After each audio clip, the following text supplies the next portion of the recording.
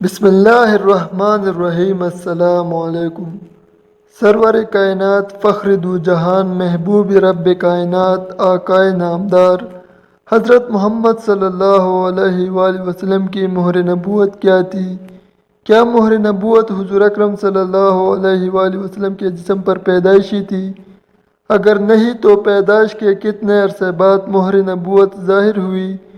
یہ مہر کیسے اور کس نے حضور اقدس صلی اللہ علیہ وآلہ وسلم کے جسم پر لگائی؟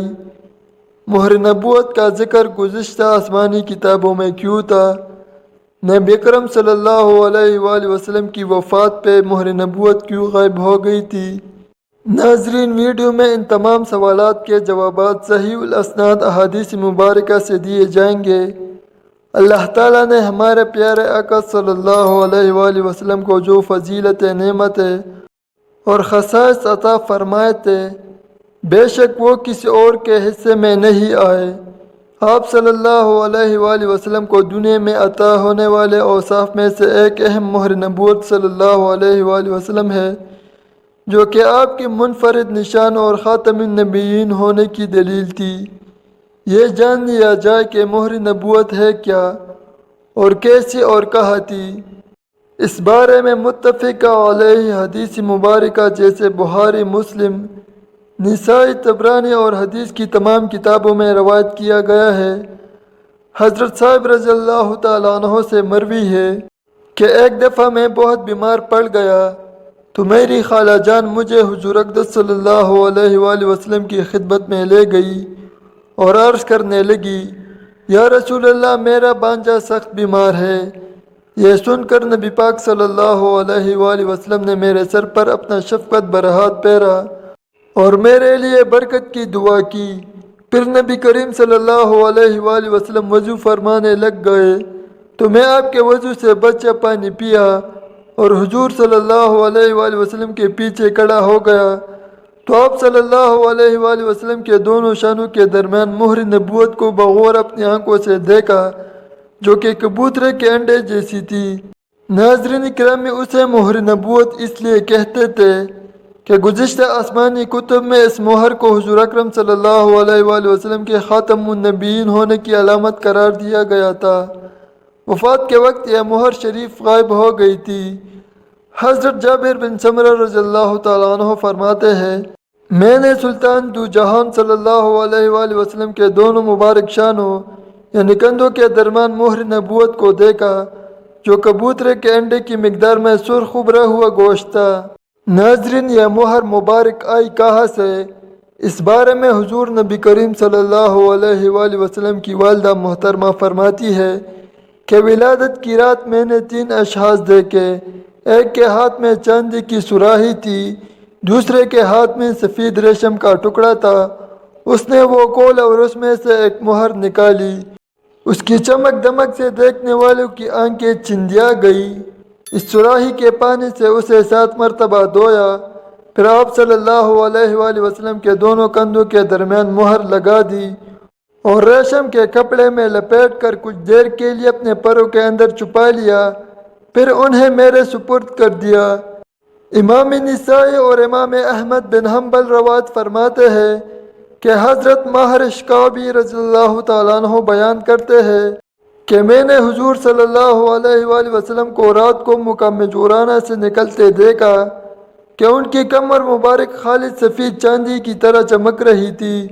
امام مسلم اور امام حجر عسقلانی فتح الباری میں روایت کرتے ہیں کہ عبداللہ بن سرجس رضی اللہ تعالیٰ عنہ بیان کرتے ہیں کہ میں نے نبی کریم صلی اللہ علیہ وآلہ وسلم کو دیکھا اور ان کے ساتھ روٹی یا گوشت یا میں نے سرید کھایا، پھر ان کے پیچھے گھوما اور ان کے کندھوں کے درمیان مہر نبوت دیکھی، جو بائیں کندھے کے اوپر مٹی کی طرح ابری ہوئی تھی، جس پر چھوٹے چھوٹے دانوں کی طرح کالے نشان تھے۔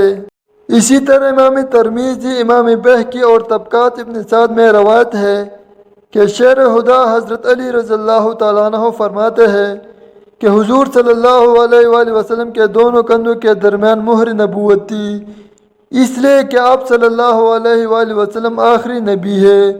امام بہقی دلائل النبوہ جلد 1 صفحہ 304 پر روایت فرماتی ہے کہ حضرت عائشہ رضی اللہ تعالیٰ عنہ بیان فرماتی ہے کہ حضور نبی کریم صلی اللہ علیہ وآلہ وسلم کی مبارک پشت کشادہ تھی اور دونوں کندھوں کے درمیان مہر نبوت تھی۔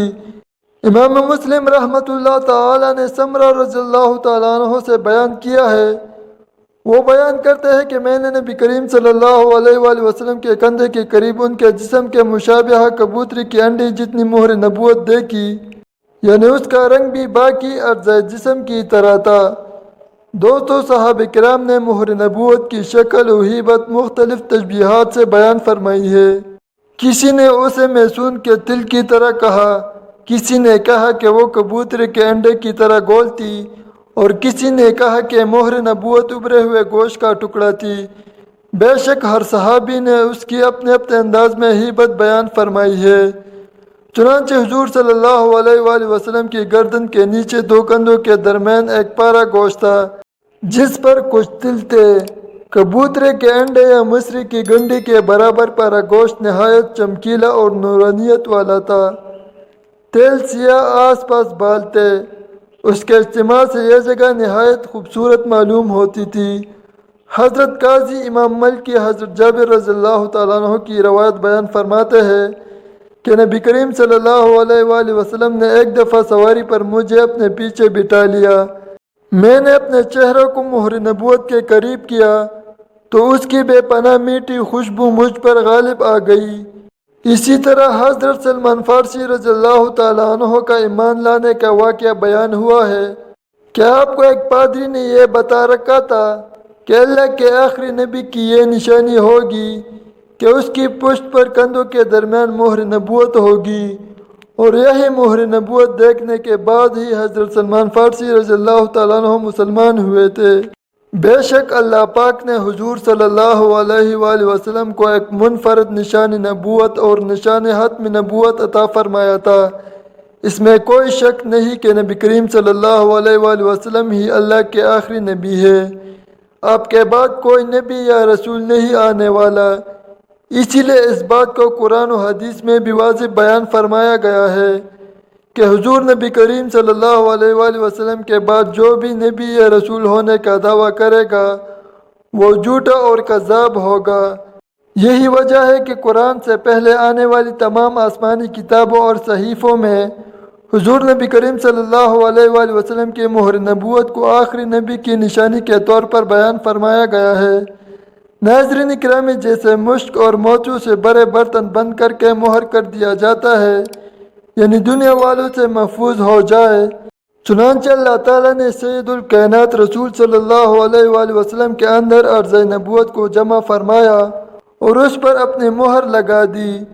اسی مہر کی برکت سے آپ کے دشمن کو آپ پر قابو نہیں ملتا تھا، اس لیے کہ مہر کردہ شے محفوظ ہو جاتی ہے، اور دوسرا یہ کہ اللہ کے آخری نبی اور پیغمبر کی نشانی تھی۔ ناظرین، امید کرتے ہیں کہ آپ کو ویڈیو پسند آئی ہوگی۔ ویڈیو کو لائک ضرور کریں۔ ملتے ہیں اگلی ویڈیو میں، تب تک کے لیے اللہ حافظ۔